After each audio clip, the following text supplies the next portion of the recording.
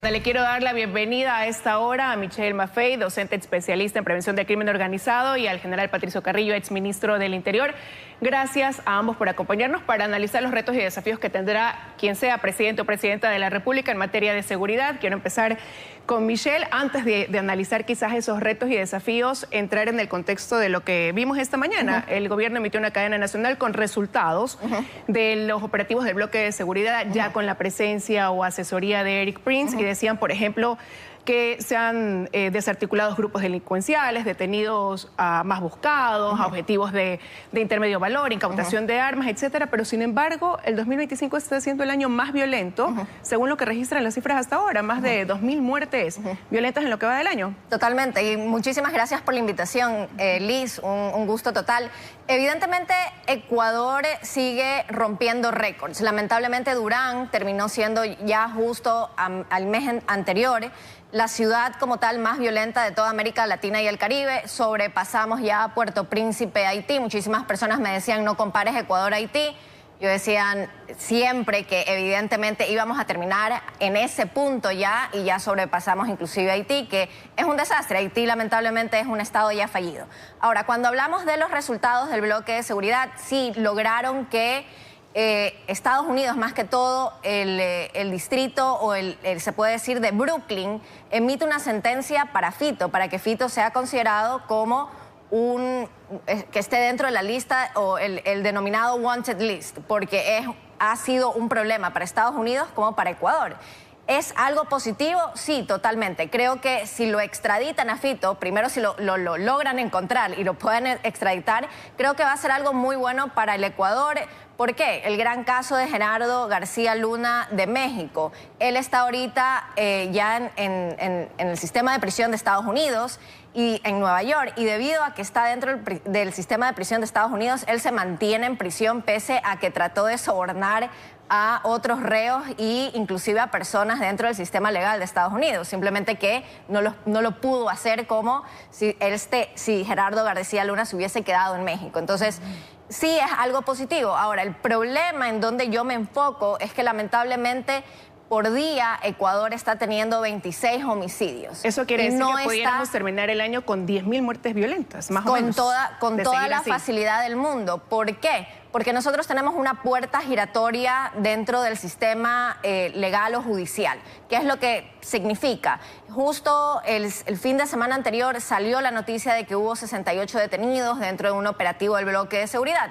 Mi gran pregunta es, ¿qué es lo que va a pasar con esos 68 detenidos? ¿Van a poner un habeas corpus y van a salir después de 2 días? O si no se les emite sentencia debido a la prisión preventiva, máximo en 6 meses tienen que obtener nuevamente su libertad. Entonces tenemos una puerta giratoria donde lamentablemente criminales no se quedan dentro de un centro de privación de libertad, sino que están constantemente entrando y saliendo, y eso es lo que fomenta inclusive la violencia dentro de la misma cárcel como en las calles. Ahora, general Carrillo, ya ese es un tema que lo discutimos cada vez que hablamos de lo que se debe a lo mejor mejorar, este eslabón del sistema judicial que sigue quedando como un tema pendiente, ¿no? Pero analizando lo que está pasando, vemos al ministro de Defensa, al ministro del Interior, ellos comandando estos operativos del bloque de seguridad, pero con una cooperación también que comienza a materializarse, cooperación extranjera a través de Eric Prince, de esta agrupación Blackwater, que dice que viene a dar asesorías y a capacitar, pero la soberanía la mantiene el Ecuador en su toma de decisiones.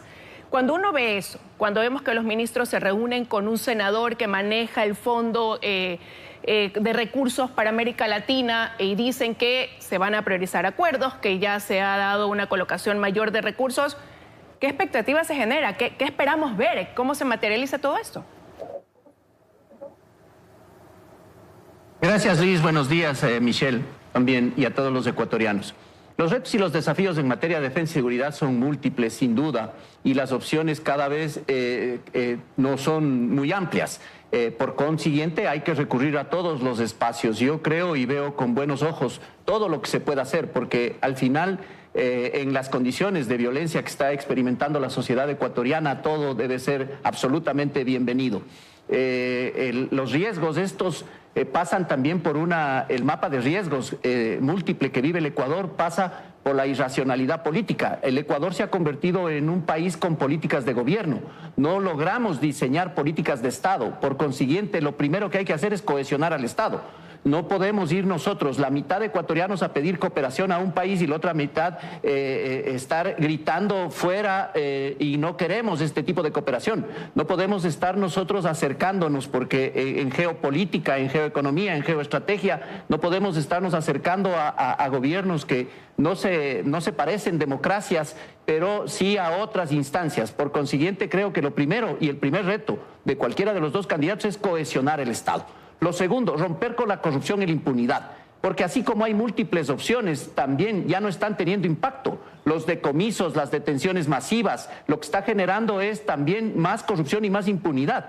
Y si no solucionamos la impunidad, la delincuencia y el crimen organizado va a ganar terreno. El crimen organizado hay que entenderlo como un fenómeno complejo, social, en lo económico y en lo político, pero que tiene estatus político y hacia allá hay que direccionar las acciones. Pero, general, ¿cómo solucionar esa impunidad? Porque es parte del discurso que se viene analizando ya desde hace mucho tiempo atrás, cuando ha venido desatándose esta ola de violencia cada vez más fuerte, ¿no? Con cifras que llegan realmente a preocupar y con esta percepción, que deja de ser una percepción, que es una realidad de inseguridad para el ecuatoriano.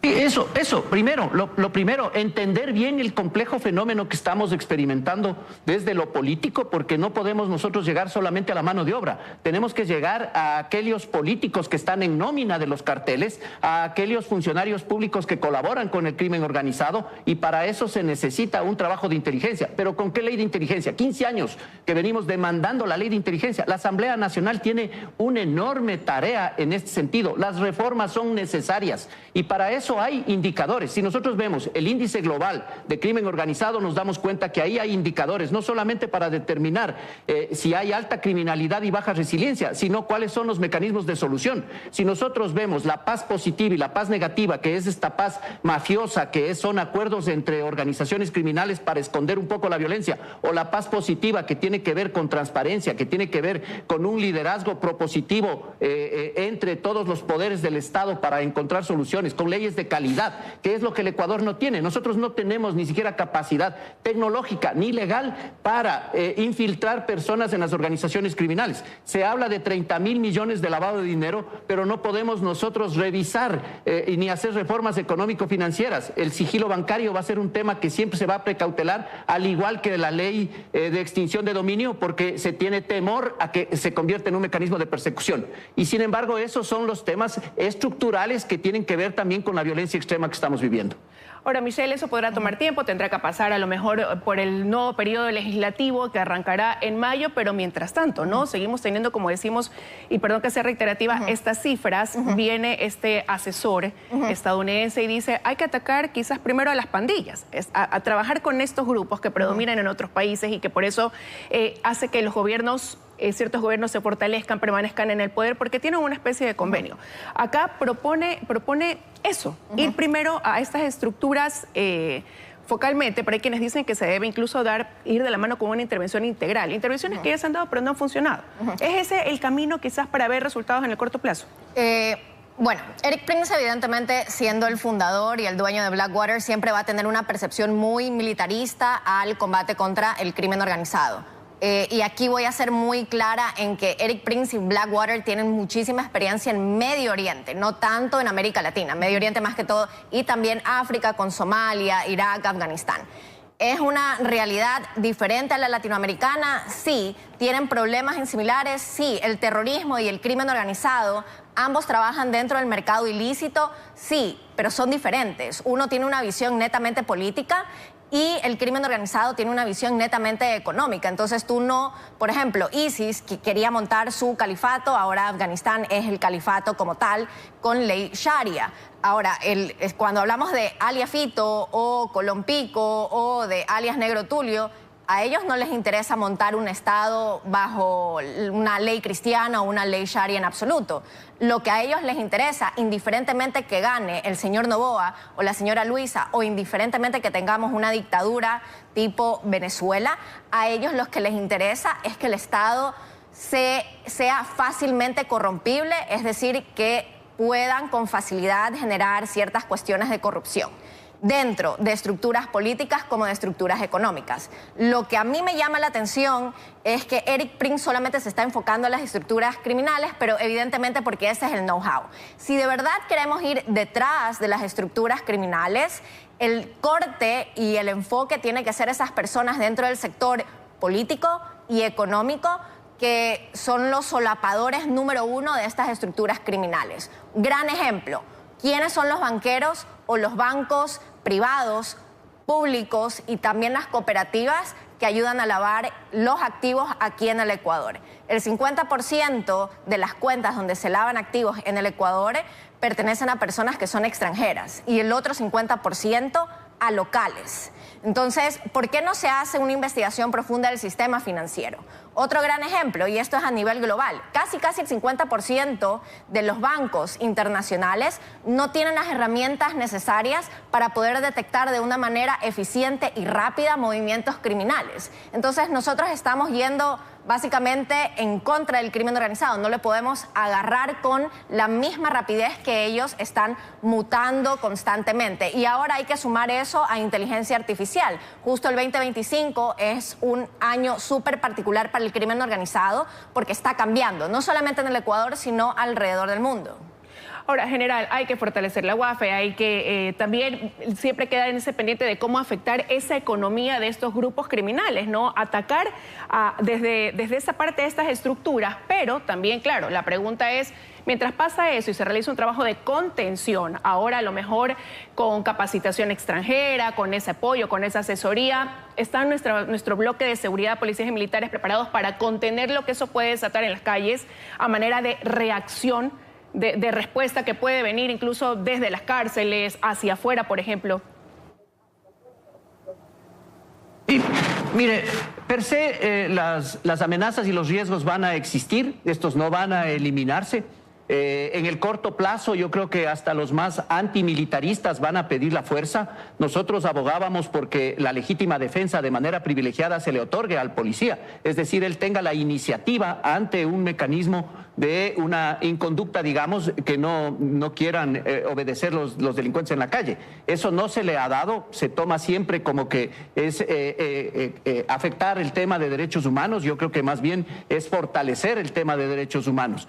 Pero, sin embargo, en el corto plazo, estos son los únicos mecanismos y las opciones que tenemos. El estado de excepción, esta fuerza conjunta, estas actividades focalizadas en los territorios priorizados con fuerza, pero también hemos descuidado la política de prevención, sin duda, y esa le corresponde a los municipios. La convivencia pacífica, la convivencia ciudadana es un tema de municipios, y la prevención pasa por sistematizar primero la información para, desde una conceptualización, empezar a diseñar y ejecutar política pública de mediano y de largo plazo. Por eso se necesita políticas de Estado. El Ecuador no puede quedar reducido, peor en materia de seguridad y defensa, a políticas únicamente del gobierno de turno, sino unas políticas de Estado con presupuestos, con financiamientos. En el tema de inteligencia también, que es lo único que nos ayuda y nos permite prevenir. Pero con toda la tecnología que hoy existe en el mundo podemos tomar algunos mecanismos predictores sobre la base del análisis de información. Sin embargo, todo esto se está relegando en función de únicamente priorizar esto y tener a los dos ministros en los operativos cuando lo que deberían es estar analizando también información y realizando las propuestas de política pública y de reforma, que es fundamental. Reforma política, reforma económica, reforma judicial y a partir de una revisión de la agenda de seguridad, del nuevo rol que debe tener el COSEPE, con mayor participación, con mayor inclusión ciudadana, tomar decisiones de mediano y de largo plazo que ayuden a solucionar todo este grave conflicto y sobre todo la violencia estructural que estamos viviendo. Es decir, que quien llegara a ser el próximo presidente del Ecuador en un mundo ideal debería sentarse con todos estos actores, delinear estas estrategias de manera conjunta, reformar lo necesario para tener un punto de partida, pero eso debería ser paralelo con un trabajo sí efectivo también de contención de esta violencia, de estos delitos conexos que va dejando el narcotráfico, secuestros, extorsión, sicariatos. Sí, sin duda, Liz, es que el financiamiento de las organizaciones criminales es ese, y ellos van aprendiendo, porque sin duda la brutalidad, la irracionalidad son aprendizajes. Lo que hemos visto, cadáveres, personas mutiladas, arrojadas, colgadas en los puentes, esos son aprendizajes de crueldad que ya vivieron en México, que vivieron en Colombia y que nosotros estamos experimentando, pero no podemos naturalizar. Sobre la base de todos estos hechos, de esta evidencia, podemos tomar decisiones y podemos construir políticas entre el legislativo y el ejecutivo. Si no cohesionamos el Estado, si no logramos esta unidad en un problema tan grave como el que estamos viviendo, no vamos a poder salir con facilidad. Si no rompemos la impunidad, esto se va a perpetuar, el conflicto se perpetuará y lastimosamente seguiremos nosotros mirando con desolación lo que está pasando en el país. Y dentro de lo que hemos escuchado en esta época de campaña como propuesta de ambos candidatos, los dos hablan, Michelle, de radicalizar esta mano dura, ¿no? Contra el crimen organizado. El actual presidente candidato dice a través mucho de la cooperación extranjera, Estados Unidos, Italia, España, Francia. La candidata Luisa González, más bien a través quizás de esta reestructuración del sistema que debe actuar para contener esta violencia, fortaleciendo ministerios, creando otros a lo mejor y así también a la fuerza pública. ¿Mano dura es el camino, definitivamente? A ver, y más que todo yo quisiera hablar justo de un punto que tocó el general Carrillo.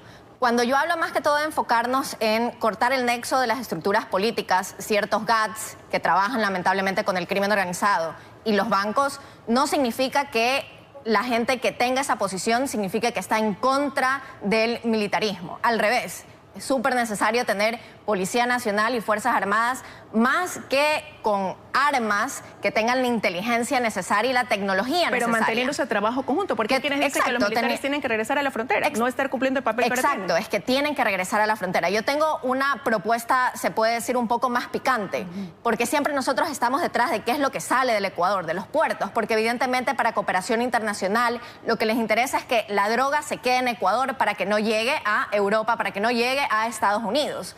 Mi propuesta es porque Ecuador, con tecnología, con operaciones efectivas, por ejemplo, y cortando ese nexo entre las estructuras políticas y financieras, ¿por qué no nos enfocamos en qué es lo que entra al Ecuador? Nosotros tenemos un plus que Colombia ni Perú tienen. Nosotros todavía no cultivamos masivamente cocaína, no tenemos los precursores y no tenemos tanta cantidad de laboratorios para el procesamiento de cocaína como de drogas sintéticas, como de fentanilo.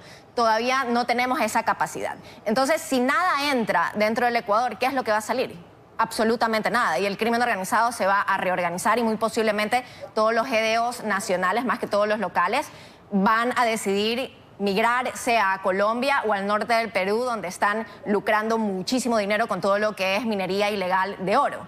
Entonces, esa es una propuesta, se podría decir, un poco más picante y que sería totalmente diferente. Y yo creo que tener una respuesta diferente es donde nosotros deberíamos ir, porque hasta el momento el hipermilitarismo no está resultando.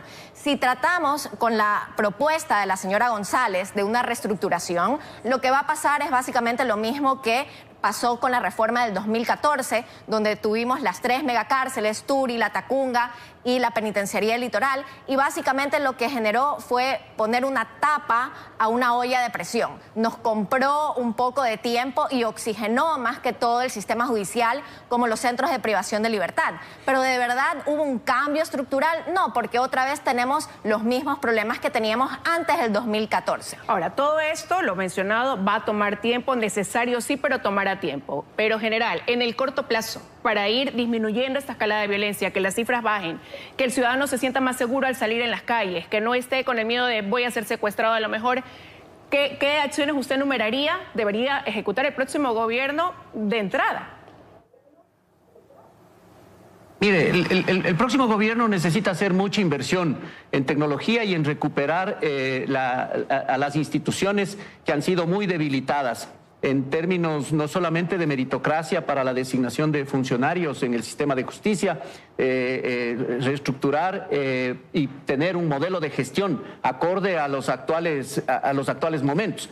El modelo de gestión en el sistema de justicia permitía atender lo que vivíamos, 1000 homicidios por año. Hoy el número de jueces no es el mismo, el número de fiscales, el número de peritos, el número de investigadores, el sistema penal carcelario igual está desbordado. Por consiguiente, no es un tema que solo atañe a fortalecer policía y Fuerzas Armadas, tiene que ver con toda esta integralidad.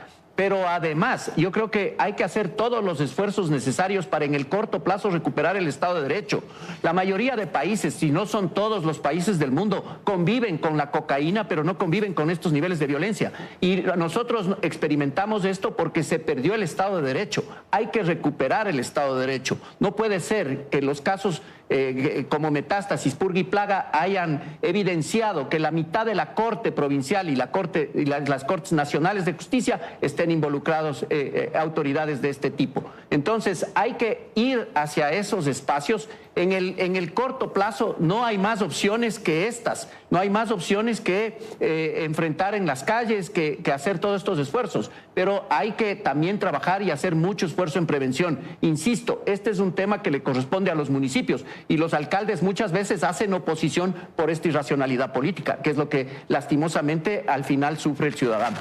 Grandes retos y desafíos que tendrá quien llegue a ser presidente o presidenta del Ecuador para los próximos 4 años, que demandan prevención, contención y reparación también, reestructuración de ese tejido social. Quiero agradecerles a ambos que hayan estado con su análisis esta mañana en 24 horas. Muchas gracias, Liz. Gracias, Liz. Buenos días a todos.